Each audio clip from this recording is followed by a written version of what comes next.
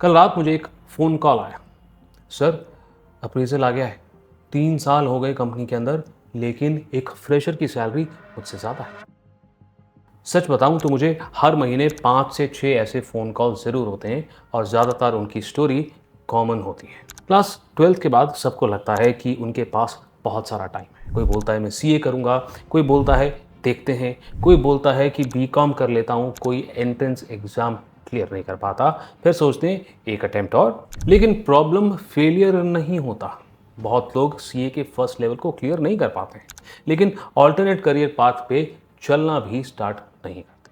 Time निकलने जाता है, महीने, साल, और बीकॉम कंप्लीट हो जाता है, पीबीए कंप्लीट हो जाता है, और फिर धीरे धीरे करके रियलिटी सामने आती है। फिर कोई फ्रेंड बोलता है भाई टैली कर ले, जीएसटी सीख ले, एक्सेल एडवांस सीख ले, फिर एक जॉब मिल जाएगा, 18,000, 22,000, 25,000। घर वाले भी खुश हो जाते हैं और खुद को भी लगता है कि लाइफ अब शायद सेट हो रही है। सीए करने वाले दोस्त अभी भी पढ़ाई कर रहे होते हैं, उनकी आउटिंग्स मिस हो रही होती हैं, तुम सैलरी एंजॉय कर रहे होते हो।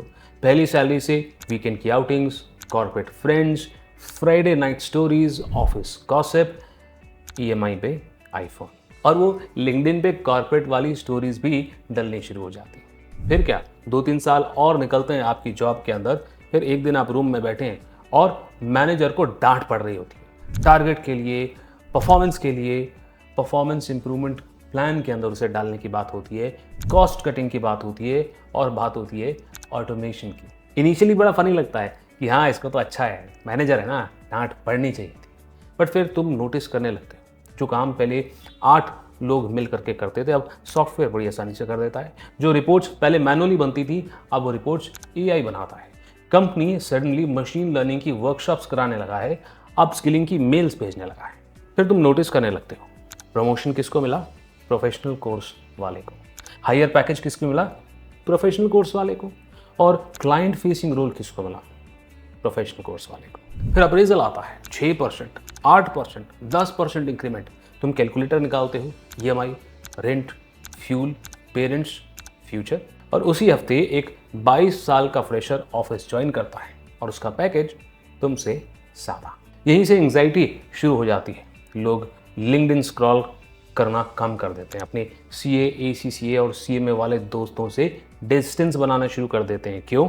क्योंकि कंपैरिजन हर्ट करता है।